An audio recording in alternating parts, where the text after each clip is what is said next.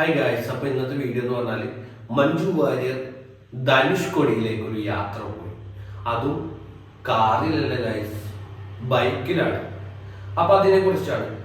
The lady super star, നമ്മളെല്ലാവരും inspire ആയത് നിൽക്കുന്ന ഒരു നടിയാണ്, കേരളത്തിലെ നടിയാണ് lady super star Manju Warrier.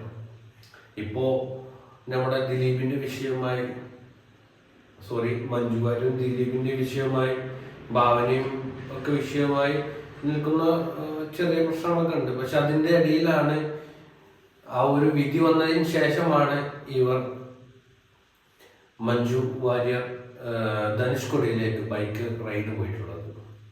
Manju Warrier എന്ന് പറയുന്നത് ഏറ്റവും വലിയ സക്സസ് ആയിട്ടുള്ള ഒരു ലേഡിയാണ്.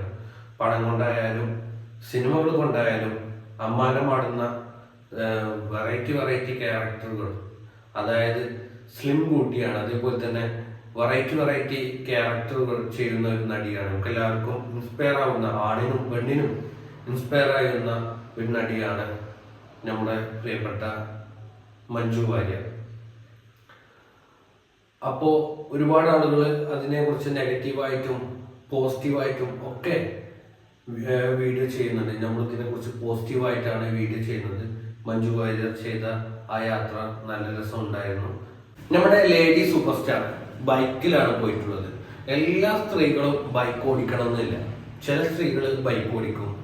പിന്നെ അതുപോലെ തന്നെ മഞ്ജു വാര്യറിന്റെ ലൈഫിൽ ഒരു മോളുള്ളൂ. പക്ഷെ മോള് ദിലീപിന്റെ കൂടെയാണ്, അപ്പന്റെ കൂടെയാണ്.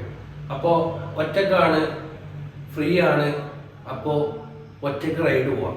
ഇതൊക്കെയാണ് ഇന്നത്തെ വീഡിയോയിലൂടെ ഞാൻ നിങ്ങളുടെ മുമ്പിൽ പറയാൻ പോകുന്നത്.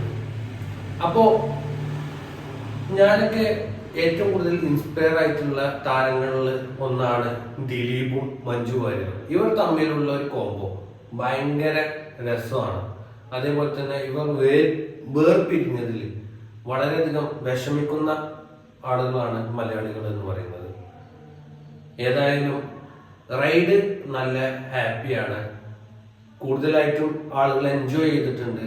പിന്നെ അതുപോലെ തന്നെ തമിഴ്നാട് ധനുഷ്കോടിയിലേക്കാണ് മഞ്ജു വാര്യർ റൈഡ് പോയിട്ടുള്ളത്.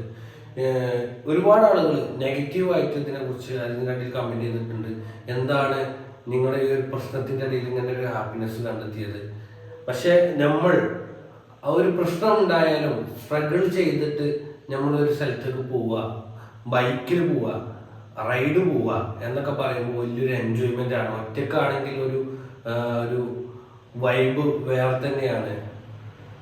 അതേപോലെ തന്നെ മറ്റൊരു കാര്യമാണ് ദിലീപിന്റെ വിഷയം. ദിലീപും മഞ്ജു വാര്യരും ഭാവനയും തമ്മിലുള്ള വിഷയം. അതിപ്പോ കോടതിയിൽ വിധി വന്നു. ദിലീപിന് ഒരു കുഴപ്പമില്ല, ദിലീപ് സക്സസ് ആയി തിരിച്ചു വന്നു. ബബ്ബ എന്ന് പറയുന്ന സിനിമയിൽ നല്ല ക്യാരക്ടർ ചെയ്ത് എല്ലാവർക്കും തിരിച്ചു വന്നിരിക്കുന്ന ഒരു മൊമെന്റ് ആണ്. അപ്പോൾ അങ്ങനെയൊക്കെ നിൽക്കുമ്പോഴും ഭാവനയും സിനിമയിലേക്ക് തിരിച്ചു വന്നു, ഒരുപാട് സിനിമകൾ ചെയ്തു. മഞ്ജു വാര്യരും നല്ല ക്യാരക്ടർ ചെയ്ത് ഒരുപാട് സിനിമകളിലേക്ക് വന്നു. ഇവരിപ്പോ ട്രെൻഡിങ്ങിൽ നിൽക്കുകയാണ്.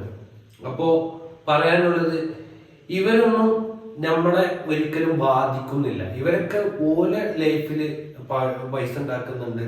നമ്മളിതൊക്കെ കണ്ട് ആസ്വദിക്കുന്നു എന്നല്ലാതെ നമ്മൾ പൈസ ഉണ്ടാക്കുന്നുണ്ടാവും. പക്ഷെ ഇവരൊക്കെ കൂടുതൽ പൈസ ഉണ്ടാക്കുന്ന ആളുകളാണ്. അപ്പോ ഇവരൊക്കെ കണ്ടിട്ടാണ് നമ്മൾ ഇൻസ്പയർ ആവുന്നത്.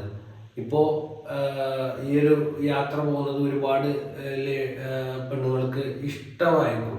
ഇങ്ങനെ ഒറ്റയ്ക്ക് യാത്ര പോകാൻ, ഒരു കുടുംബത്തിൽ നിന്ന് മാറി നിന്ന് ഇങ്ങനെ ഒരു ഫ്രീ ആയിട്ട് സോളോ ട്രിപ്പ് അടിക്കാനൊക്കെ ഇഷ്ടമുള്ള പെണ്ണുങ്ങളുണ്ടാവും. അപ്പൊ ഈ വീഡിയോ കണ്ടിട്ട് ചിലപ്പോൾ കുറെ ആൾക്കാർക്ക് അങ്ങനെ പോകാനൊക്കെ താല്പര്യം തോന്നിയിട്ടുണ്ടാവും. ഇതൊക്കെയാണ് ഇന്നത്തെ വീഡിയോയിലൂടെ പറയാൻ ആഗ്രഹിച്ചത്. അപ്പോൾ മറ്റൊരു വീഡിയോയുമായി വീണ്ടും കാണാം ഗൈസ്. ടാറ്റാ.